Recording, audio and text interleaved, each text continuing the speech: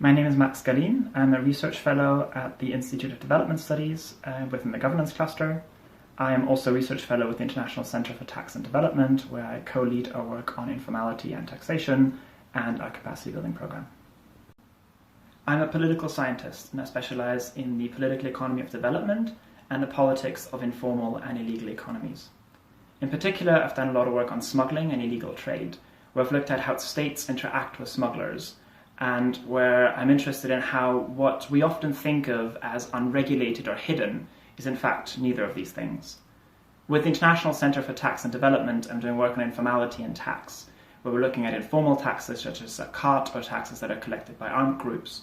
But we're also interested in looking at how states try to tax informal economies and what happens when they do. Regionally, I have an interest in North Africa, and I've done work in particularly in Morocco and Tunisia, and have an interest in the modern politics of both of these countries. My work is really trying to change how we think and talk about informal and illegal activities in development. Especially policy conversations here are often steeped in misconceptions and stereotypes.